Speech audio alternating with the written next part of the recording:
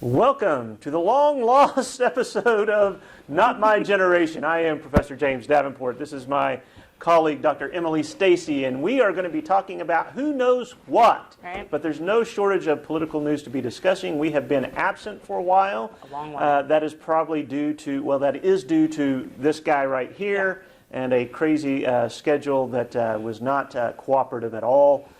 So I apologize. I mean, it's not all your fault. We did have winter storms. We had winter storms. Unprecedented, historic nonsense go on. All sorts of things. Yeah. It's been a wild one. But we can happily report in our absence that Professor James Davenport is now an official PhD candidate. He passed his very important progression report, the first kind of hurdle in the Swansea program. So congratulations, Thank you. PhD candidate. It was, leading up to it, it was kind of intimidating, all the stuff they wanted you to provide. Yeah, and the hoops. Having an outside person come in to kind of question you over what you've done. Yeah. But fortunately survived it and no major problems. So. And now you can officially put comma AVD.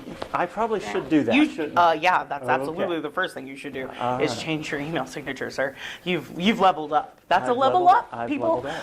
Yeah, it's exciting. So yay! But yeah, we're back, and there has been. Do you think so a much pay increase comes along with that? That's above my pay grade. You're going to have to ask somebody. I'll have to talk to somebody else above about me, that. sir. Okay, Probably the Oklahoma legislature. I'm sure we'll get to that eventually. Yeah, we just kind of wanted to do a grab bag episode. There has been so much, news and information and events that have occurred. I want to say the last episode that we did was over January 6th. It may have been back in January, yeah. Just directly after all of the events at the Capitol and the inauguration. Right. So yeah, we've been absent a little bit. Just a little bit. Sir. So I just wanted to start with the news of the week. We've had a couple of major events occur this week, both domestically as well as internationally, which is my favorite part of things. I was really shocked, right? So of course I'm referring to the Derek Chauvin case, right? We have over the course of the last two and a half weeks, kind of all of America has been gripped in this trial and been very staunchly separated. I don't remember, barely remember the O.J. Simpson trial. I think I was in 4th or 5th grade at that time, but even still the division in society was really palpable. Those who were, for him were definitely for him, and those who were against him there was no gray. Right. And I don't know that we've really had that, especially. It's one of these emotionally charged issues where people can quickly be wrapped up in a side and become emotionally invested in their side. Yes. It takes some stepping back to try to look at this perspective from a kind of an objective point of view, and that can be hard, and I'm not blaming people for being emotionally involved in this, but it's impossible not to be. Right, but it is very challenging to just look at, okay, what were the charges, what was the evidence presented, that type of thing in this trial, because people are very much, and you can't separate this single trial out from the larger national issue that it is part of. Absolutely, right. And so I think that's where you get even more. Why are people outside of Minnesota interested in this? Because this is something that people see occurring in their communities and such as well. It's been an interesting teachable and teaching moment, I think, for pretty much all ages, to be quite honest, but particularly in political science classes when we talk about things like civil rights and the ways in which law enforcement is an extension of our government, but are also civilians, right? The accountability and the transparency conversation is really important in the reform conversation, kind of looking at the entirety of the justice system. I heard an interesting metaphor. One of the police union officials used it. The justice system, if you think about it as a vehicle or a car, right? It's got broken parts on it. Maybe the engine is a little busted or the transmission, but you can't scrap the whole car, right? The whole car is not lost. There are things that we need to certainly reform and look at. So obviously we're kind of dancing around, right? This was the George Floyd case. Derek Chauvin was the police officer who was convicted on all 3 charges. And again, I think I prepared my students Uh-huh. for the worst, Sure. to be quite honest. Sure. Because, unfortunately, I'm definitely not a pessimist, but we've watched the Philando Castillo, Michael, Brown, Trayvon Martin cases, Sandra Bland. We've watched, I mean, I could go on and on and on.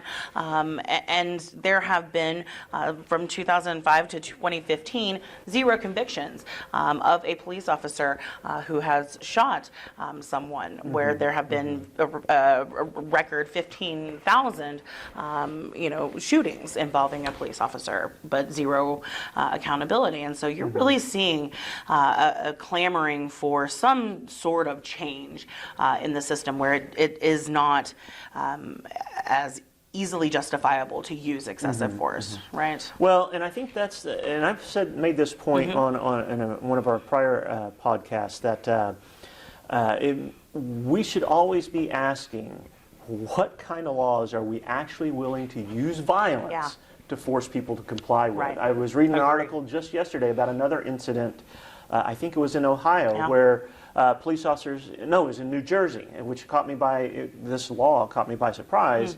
They were trying to confiscate the bicycles of teenagers who were driving their bicycles without a license. I didn't even know that was such a thing. I didn't either. And I, from my perspective, that's not an issue I'm willing to use violence to enforce at all, right? Yeah. But we don't tend to think of that. We just think of, safety this way or safety that way, and we don't think of when you call a police officer out to a situation, you're calling someone out there who is authorized to use deadly force. Yeah.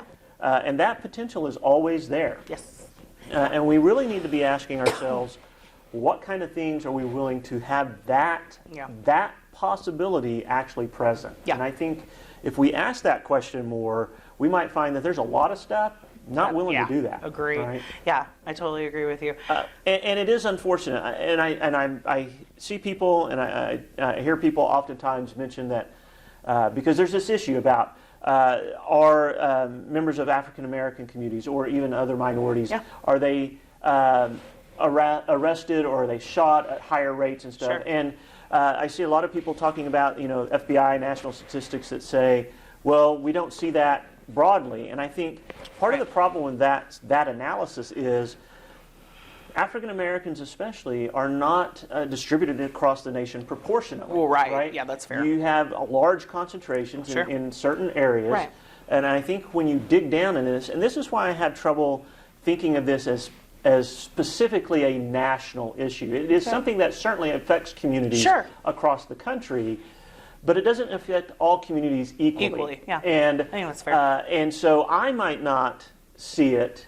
But by the way, in Oklahoma City, we did have a report come out to say that we had a similar issue with this as well. But I might not see it in my community. That does not mean it doesn't exist somewhere else. Right. And just because it doesn't show up in those national statistics doesn't mean that specific communities don't have real issues that they're trying to deal with. See, the problem I have with this is, and I totally agree with you, I don't mean to say that I have a problem with what you just said, but the problem that I have generally with the conversation about police reform is that unfortunately it is painted as a black versus white or a communities of color versus non-communities of color situation, when it's really an American problem. And this is, again, another point I love to just hammer home with my students.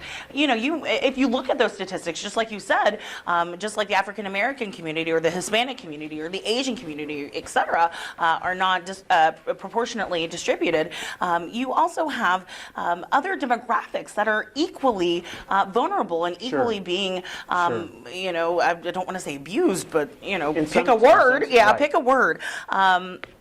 By law enforcement, right? We would find, certainly living in Oklahoma, just by the population alone, that I would imagine that there is a pretty high population of, for sure, low-income Caucasian folks, that are certainly impacted by law enforcement or excessive force as well. And so we need to keep in mind that this is not just a problem of people of color. This is an American problem. And I think that's correct, is that, but you have one community who has taken the lead on bringing this to light, right? And they have said, look, that's totally fair. This is a problem. Yes. And I think look, for those of us who are middle class, who are upper middle class, lucky to be, we don't necessarily experience it, right? Sure. And we tend to be, and quite frankly, since we don't personally experience it, we tend to be skeptical of others claiming to experience it, right? And I think that's part of the disconnect is we don't appreciate the different experiences that people are bringing to the table and what's going on in some of these communities where you have heavy policing, you have use of tactics that I think are increasingly becoming questioned, no-knock warrants, right.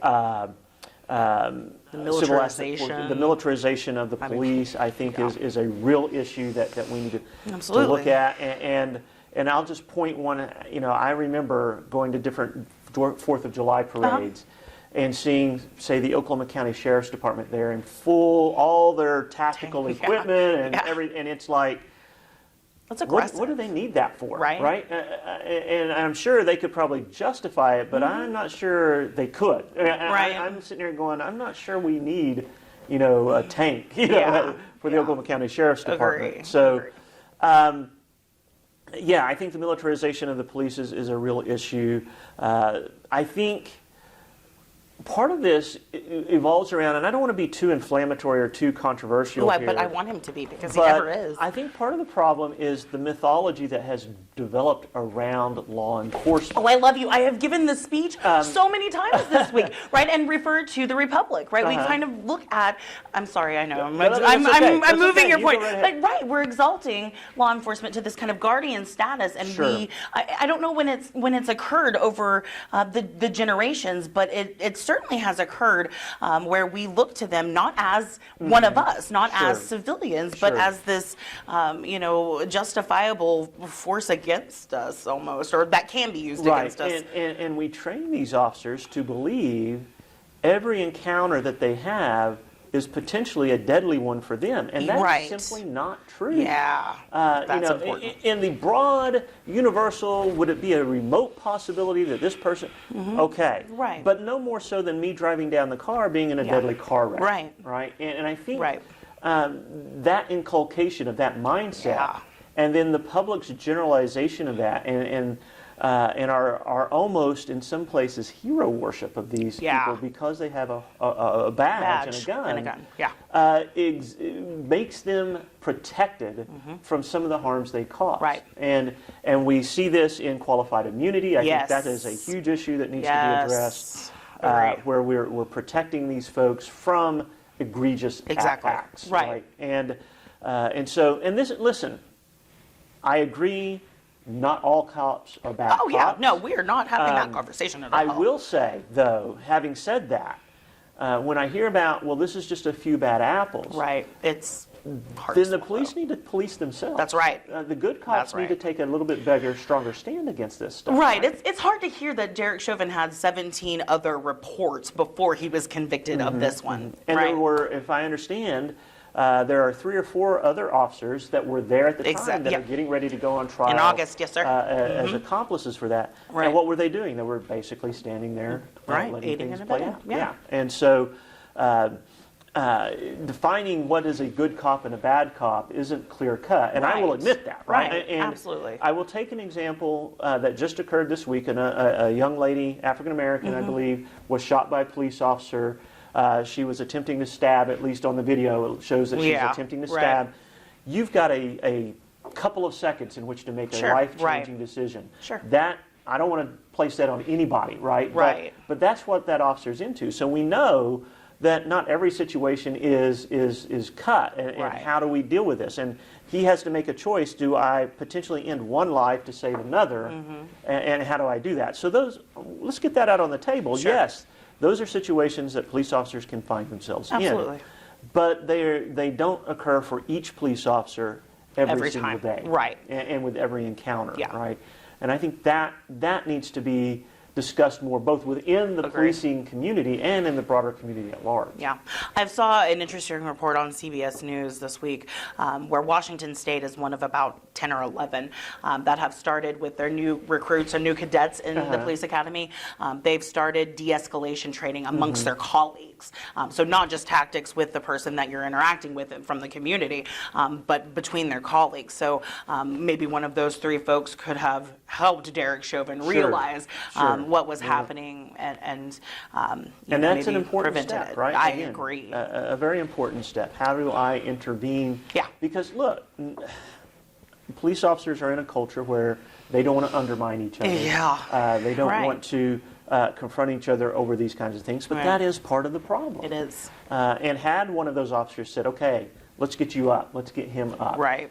That could have saved his life at that point in time. Both right? of their lives. Yeah, exactly.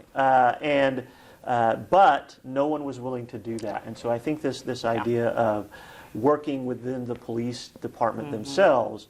How do I intervene when I see an officer crossing the line? Right. In a way that is not counterproductive, but can solve this problem. Yeah. Right? Yeah. Very important stuff. So yeah, a kind of a historic, conviction certainly. As I said before, it is very rare in which we see law enforcement kind of held accountable because of things like qualified immunity. And that was one of the things that President Biden mentioned. And I thought it was very politically savvy of him to have Kamala Harris speak. I thought that was, and I'm sure it wasn't, Joe's idea. I'm sure he had a handler tell him that it would be good to put that brown woman up there, who was also a top cop in her state, to talk about this, before I, say what I have to say. I thought that was really bright of him. But in proposing things like ending qualified immunity and putting more dollars into reform and ending things like chokeholds and things like that would be an important step. I of course don't know that it's going to get anywhere legislatively. Well, two things about this, right? Sure. The national government is limited in what it can do about this. That's very because fair. Yeah. State and local governments yeah. drive That's true. law enforcement Yep. and expenditures and practices Right. and that kind of thing. You can tie, my understanding is one of their proposals is to tie funding to these local law enforcements to ending some Right. of these practices, so Right. that can have an impact. Sure. But this is really going to have to be reform that comes about through the states Yeah. and the municipalities in large part. And I think as more and more people within those places say, look, we're tired of seeing this over and over again, you're going to see that impetus. As you mentioned, Washington's already taking. Sure. I think it was Colorado that just recently passed something on qualified immunity. So we're starting to see that play out in some places. You see my eyebrows raised because you know where I'm going next, Yes, right? Because there were two very interesting pieces of legislation signed in our state this week that have been getting national attention. The first, obviously, not necessarily making it okay to drive into a protest situation, but there's a little bit more deference there. Basically, the legislation said if all of a sudden you find yourself in your vehicle in the middle of a protest, and again, if I remember the legislation, Right. and you fear for your safety Yes. and whatnot, you can move that vehicle out of there. Yeah. The concern is that people will take this as a license to just run over people because of an inconvenience of being surrounded by people who are protesting and not being able to get where you want to be. Or on a certain ideologically time. indifferent, right? Right.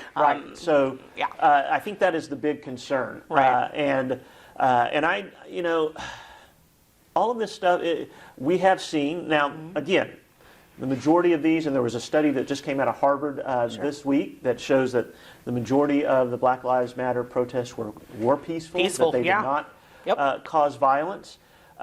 There were some incidents, but you see that in every protest. Absolutely. There's going to be, even if you look at the Capitol riot, right? Oh, yeah. The majority of people that were there were not hunting down members of Congress Right. or going into the Speaker's office Right. and taking it over, that kind of thing, Right. right?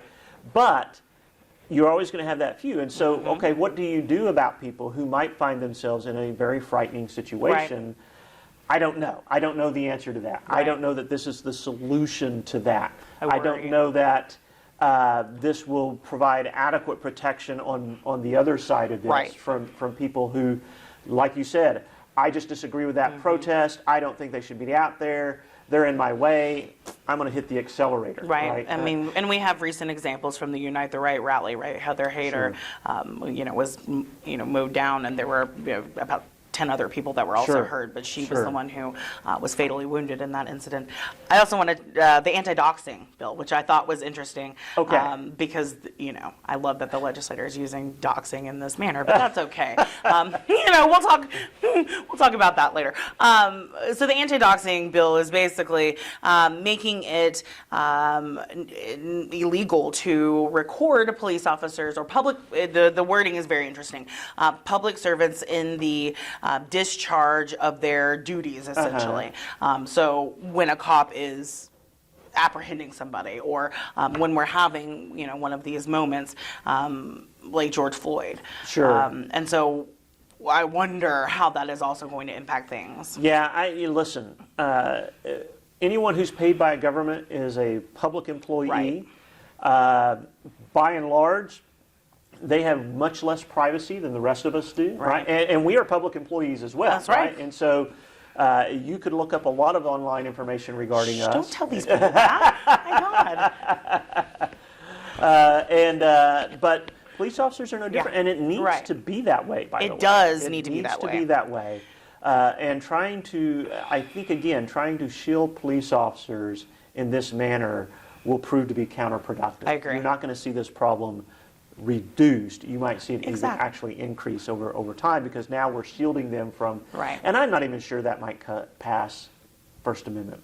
I was going to say it'll for sure get to the Oklahoma State Supreme Court. Yeah, for sure, for sure. I don't see it going into effect, but it is an interesting concept just to think about. Your legislators wanting to be able to just kind of. Now, I don't know if this was part of that legislation or another piece that had been talked about. There was something about posting information about officers online in order to, in some way, harm them publicly or something like that. I don't know if this was the same. It probably is. But just remember, I don't know what that would be, because you can find almost anything you need to publicly about any police officer you want to. Or anybody else, for that matter. And unless it is some way protected information, some of it would be. Right. Of course. But unless it's protected information, I don't know how you prosecute people for posting public information in the public. Agree. Yeah, interesting. I just kind of wanted to tie that back to the state level. We also do, I don't know if you want to touch on it or not, but we also had legislation moving through the legislature regarding transgender youth in youth sports. And this is quite a hot potato, not just in Oklahoma, but in other states. And very trendy right now, apparently. I think here's part of my problem with any kind of legislation like this, not just this, but are we solving a problem that doesn't really exist? That's right. Yeah, totally. I have not heard of massive problems relating to this in the state of Oklahoma. Or elsewhere. And to my knowledge, I don't know that it's a problem that has the likelihood of developing in the state of Oklahoma. Okay. So you have that issue. The other issue is what is fair. And listen, this is I'm not going to pretend like this isn't a complicated issue. Sure. And the big fear, what you hear, because what did they title this? The Protecting Female Athletes or Sports, something like that, right? And so the big concern is not that you're going to have females who transgender to males and competing in male athletics, It's the other way. Right. And they point to some of these isolated incidents where that has happened and someone has dominated a field. I understand those concerns. I'm just not sure they are predominant enough that we need to be worried about it. Yeah. What I mean? And listen, it strikes me as very, very difficult to make a decision to go through a legitimate process, because I don't think you can just show up one day. If I'm a guy and I show up one day in a dress and say I'm a female now, I think there has to be some process that says this is the process I'm going through. You have to have medical guidance, And I'm this pretty kind sure of stuff. that is in, yeah. Right? Right. And before, they're just going to accept you to be able to play Absolutely. in another sport. And so Absolutely. I think, once again, this is something that sports associations, private actors, yeah. they can handle this. That's right. You don't need the legislature, just like you don't need the legislature handling education. I said that out loud, by the way. Yikes. You don't need them handling this issue. It was a libertarian who said it. Not You've got smart people who understand their sports, their communities, the needs of the people involved in them. They can make these decisions. Yeah, I agree. And if they make bad decisions, there are ways of holding them accountable. Yeah, exactly, right. Administrative rules processes, Sure. boards, et cetera. Yeah, so the Kansas governor, Democratic governor in a fully red state, actually vetoed their version of this last night as well. And I really liked her statement about being a state of inclusivity, right? Not just within our athletic associations, our public schools, our private schools, whatever. We have non-binary, transgender, however people choose to identify, if they choose to identify, folks that have to already deal with a lot of things. And so to have to listen to the Oklahoma legislature, especially if you're a younger trans person, basically invalidate your existence, that's hard. That's hard stuff to swallow. Yeah. And I am, I come from this from, as you mentioned, a libertarian perspective on this. Yeah. I believe firmly that you own your identity. Agreed. Nobody else gets to define who you are. You get to define that. Yep. And I think this idea that, well, no, we've decided you're this, right? That doing that is actually harmful in the long run. It is. And that's not saying, listen, lots of people make decisions that I don't agree with. Lots of people make decisions about how they live their lives that I might even think are wrong. Sure. But this comes back to, what amount of violence am I willing to use to force them to live the way I think they should, right? Or to identify themselves the way I think they should. Yeah. And I think personal autonomy is a huge issue. I think this is what this kind of is arising out of, people wanting to have more autonomy over who they are as a person and where they're going to go in their lives.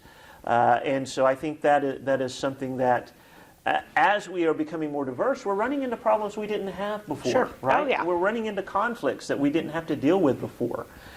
In the long run, I think we'll move through these and we'll actually be better as a result of going through this, right? Right.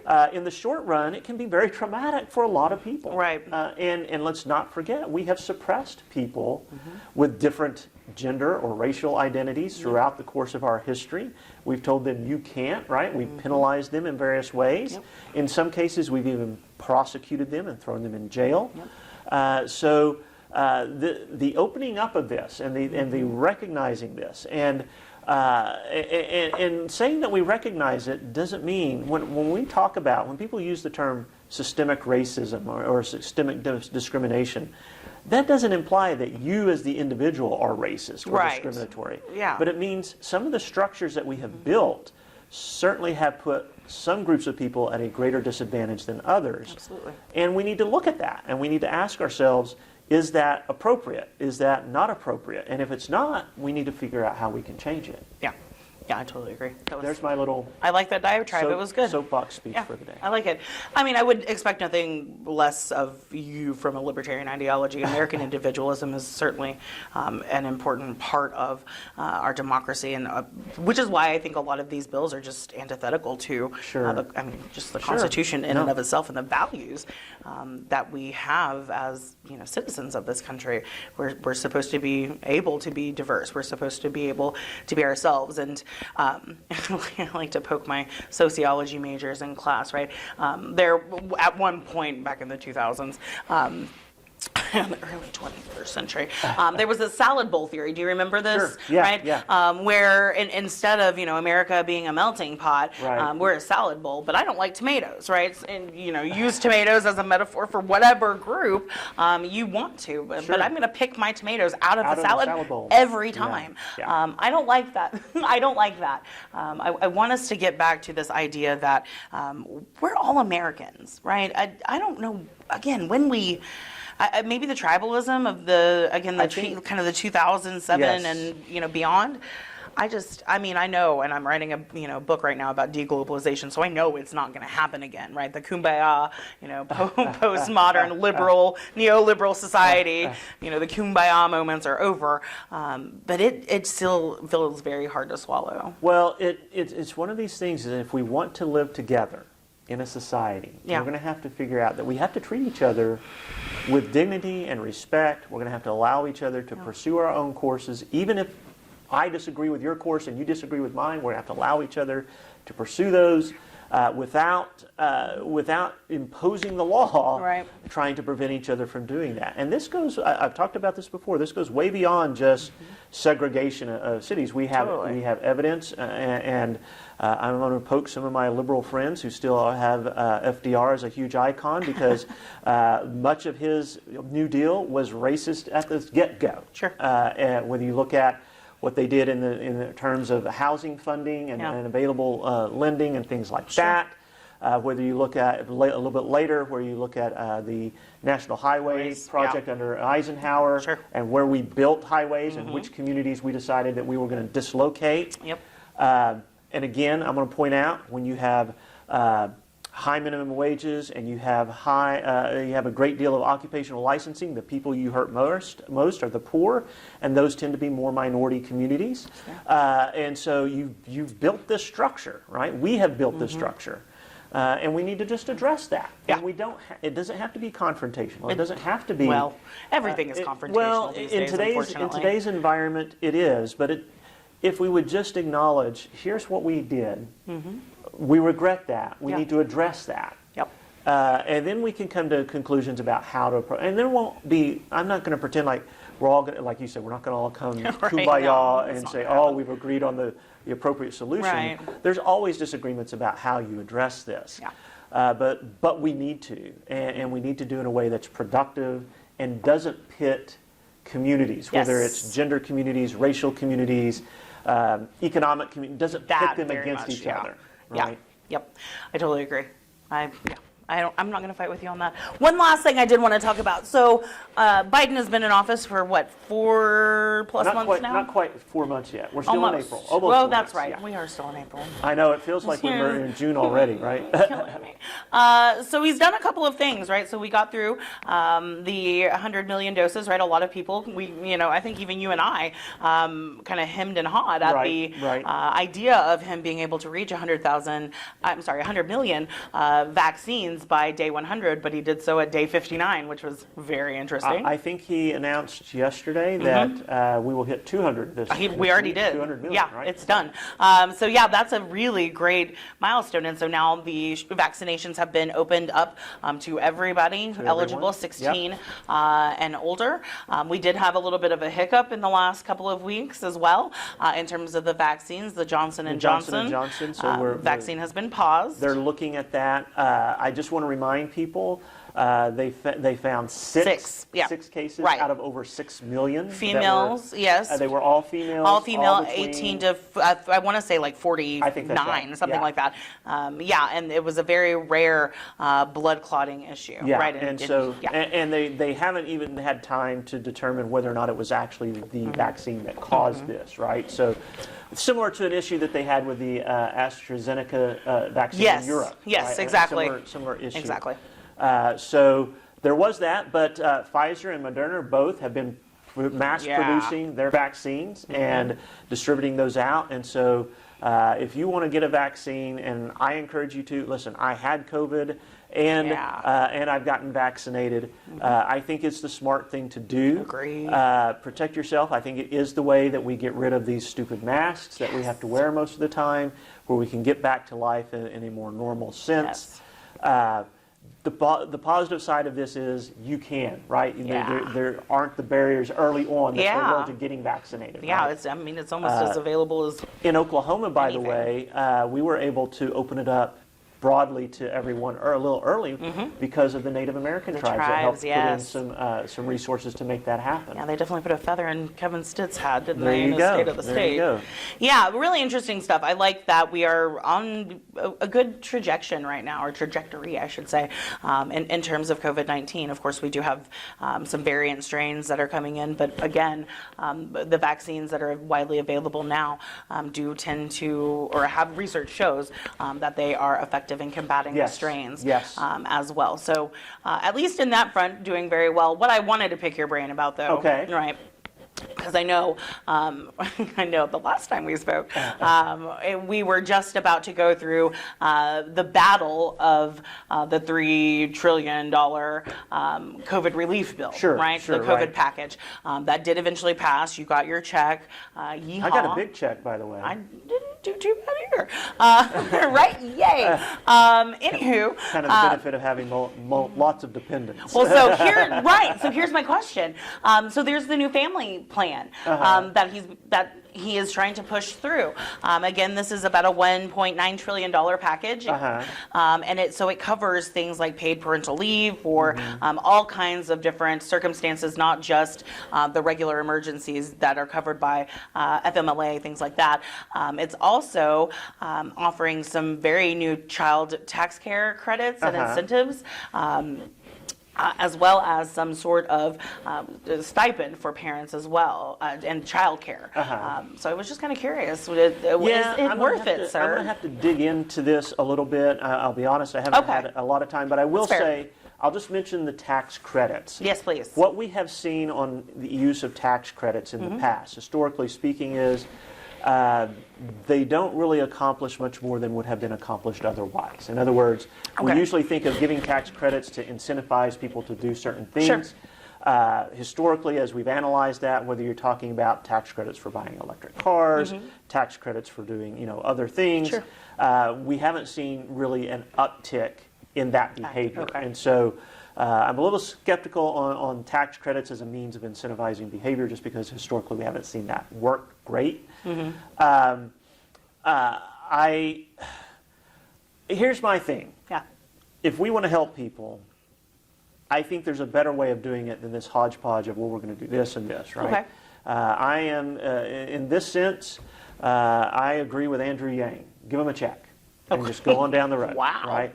Do that basic guaranteed income. Give it, whatever we think. I think when you start trying to make employers, especially, and this is who a lot of this is going to fall on, is employers. When you make employers have to choose between doing something that's going to cost them more, or paying their employees more, or letting go some of them, they're going to choose the latter too. You don't have that problem with a basic guaranteed income. And it covers them. If I have to take some time off, I've got income coming in. Even if I have vacation time and I don't lose income from my employment, I still got additional income coming in. And we can quibble over how much that should be and that kind of thing, but I think that is a more efficient and a more effective way that allows the market, if you will, to still function in a way that benefits people, right? I have no issue with people saying there should be some minimum level of existence, some minimum level that we're going to guarantee people. I have issue with people who think that should be $50,000 a year for every individual, but as far as that, but I think that needs to come, if that's a societal demand, that needs to come from societal institutions, i.e. governmental institutions, not being placed on others within the society who we just find it more convenient to do it that way. And listen, I have no illusions that that's going to happen anytime soon, but I do think it's a better approach. It's interesting. And it'll be interesting to see how this plays out. I think whatever Biden wants to do is going to have problems in the Senate. Oh, for sure, he's already got two senators, really, the one from West Virginia, one from Arizona, Manchin, that are just they are thorns taking fairly, in the side. they're taking pretty strong stands about what they're Kristen willing to Sinema, do. man, She's a piece of work. Well, I mean, look, she has to play to her constituents, right? I don't know that she's really playing do. to her constituents. She's become anime at this point, so I don't know. Twitter has done quite a number on. But we her. will see how that plays out. It'll probably be just like the COVID relief package started at 50, much higher yeah. and then it came down. Good, yeah. I think that's what you'll see here. The one thing I think he's going to have an easier time doing is his transportation bill, which I think is even more egregious than this other idea. I imagine you do. Transportation funding has been a boondoggle from almost our history. We spend money back in the 90s. We were talking about a highway to nowhere in Alaska, and we were talking about all sorts of things that get funded that end up not being used, not being treated. I could talk about light rail in Oklahoma City. How many people do you see riding the little trolley down there? Not many, right? And how much money did we spend to do that? A lot. So, yeah, I am not a fan of these kind of mega transportation bills. Sure. They never produce the jobs that they promise. They never produce the benefit long term that they promise. And I'm not convinced that, while we do have infrastructure problems, I'm not convinced that they are the extent that we're advocating here. So That's probably fair. so yeah, I'm more Some of those skeptical airports that. are kind of scary, though. Some of our listen, airports yeah. do need some work. I don't know if you've been through Detroit lately, Right, but that I place think looks like a and I think the penitentiary. question is, who should pay for that, right? I mean, we have 50 states that ostensibly are responsible for what goes on within them. Yeah. You have the federal government regulates air travel, so maybe it has some responsibility of dealing with that. I think so. But I'm not sure why taxpayers in Florida and California and New York need to pay to upgrade Detroit's airport, right? I have questions about that, right? Because this whole federalism thing. Because the citizens, we use it. When was the it's last a time you public were at good. the Detroit airport? You sound like you have been. 2010, 11, something like that. A while. It's been a while.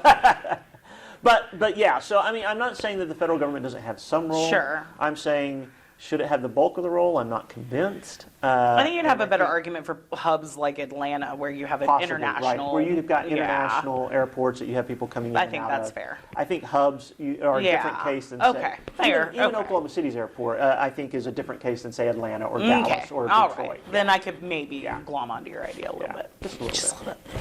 Just a little bit. All right. Anything else you want to run through? I don't know. I think I've stretched my imagination at this point. We've What had a about lot you? of stuff to try to know. breeze through. We will be back know. regularly. Yeah. So this is not going to be like a one-off type of thing. No, We'll I be back. agree. We'll be back next week. I want to pick your brain about the state legislature. We've not been able to no, we haven't been able to really do look that, at and it's them. getting to budget season. So, yeah, I'd like to do that, and maybe you can bring a couple of your state and local kids in. Yeah, and 'cause they could I talk want to about hear some of the about some of their legislation they've reports. been Yeah, yeah. exactly. That so would be great. we'll do a state and local episode next week. Fantastic. Fabulous. All right, we'll see you guys next time. If you want to reach out and request a particular topic that we cover or make comments or suggestions, you can reach us at, Not my generation at raider.rose.edu. and we'll see you next time.